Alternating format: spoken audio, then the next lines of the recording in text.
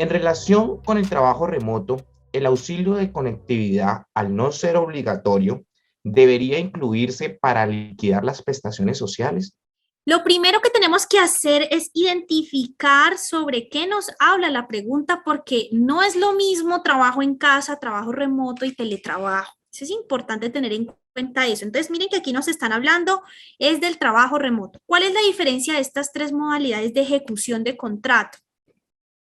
Bueno, la diferencia es que el trabajo en casa es cuando es algo excepcional. La persona tiene su contrato presencial, su contrato de trabajo para prestar su servicio de forma presencial, pero ocurrió algo excepcional, ocasional o transitorio, la pandemia, el paro, el día sin carro, bueno, cualquier situación que ocurra.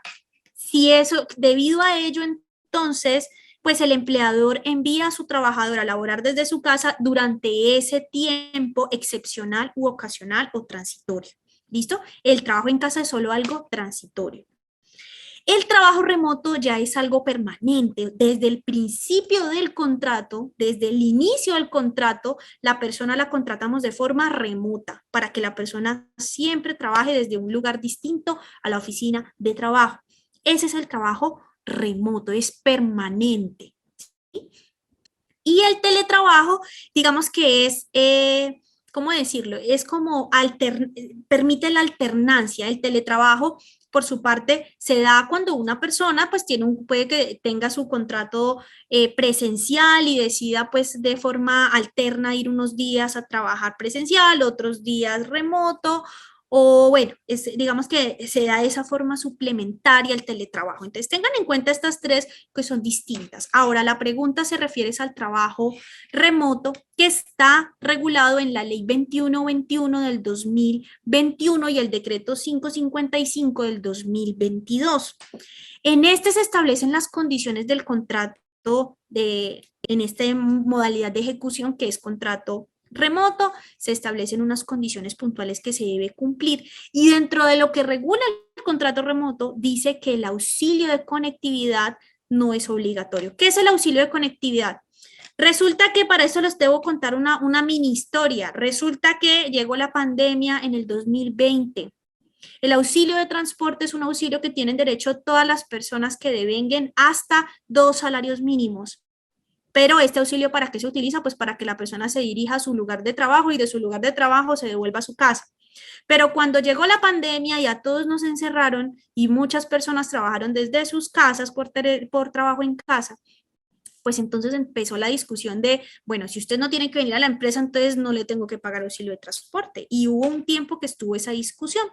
Entonces, para evitar ese tipo de cosas, lo que hizo el gobierno en su momento fue que a través del decreto 771 de ese año, del 2020, estableció que cuando sean estas situaciones excepcionales en donde la persona está trabajando en casa, pues esa persona va a seguir recibiendo su auxilio de transporte, pero ya no se va a llamar auxilio de transporte, sino que se va a llamar auxilio de conectividad. O sea, la persona recibe su auxilio, pero se llamará auxilio de conectividad con las mismas condiciones del auxilio de transporte, es decir, que será para las personas que devenguen hasta 2 salarios mínimos. Y eso quedó establecido posteriormente en la norma que reguló el trabajo en casa. Con el trabajo remoto, que es el que nos preguntan, es distinto. El trabajo remoto puntualmente establece que no es obligatorio el auxilio de conectividad. Dice, podrá pactarse un auxilio compensatorio de la energía, de todo lo que el trabajador va a utilizar. Dice, podrá, no es una obligación. ¿Sí? Entonces viene aquí la pregunta, porque es que resulta que como cuando hablamos de auxilio de conectividad, que es el que reemplaza el auxilio de transporte, recuerden que este se incluye en el pago de las prestaciones sociales porque la norma que regula el auxilio de transporte dice que se debe de incluir. Pero como aquí no estamos hablando del auxilio de conectividad que reemplaza el auxilio de transporte, sino que estamos hablando desde un auxilio que es optativo, que es opcional, que el empleador lo pacte, pues podríamos decir que como no es el auxilio obligatorio, sino que es un auxilio opcional, podría decirse que no debe incluirse dentro de las prestaciones sociales por ser un auxilio. Pero eso depende también de cómo se pacte, porque si yo no hago un documento donde yo establezca puntualmente que ese auxilio no será salario debido a que se trata de un pago que se va a dar para auxiliar al trabajador en el pago de la energía y de yo no sé qué.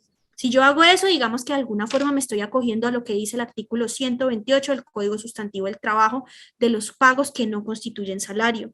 Si no lo hago, recuerden que la Corte Suprema de Justicia ha dicho que todo pago se presumirá como salario si no se pacta que no es salarial. Entonces, depende de cómo nosotros pactemos ese auxilio, pues, eventual, opcional de conectividad con el contrato remoto, cómo lo pactemos. Si lo pactamos muy puntual, pues entonces no lo incluiríamos dentro del pago de prestaciones sociales. Si no se pacta o se deja a medias y no es muy claro, pues entonces constituiría salario y tendría que incluirse dentro del salario y por lo tanto dentro del pago de las prestaciones sociales. La respuesta ahí sería depende, como en casi todas las cosas que siempre analizamos. Disfruta de nuestra programación semanal. Suscríbete a nuestro canal, actualícese video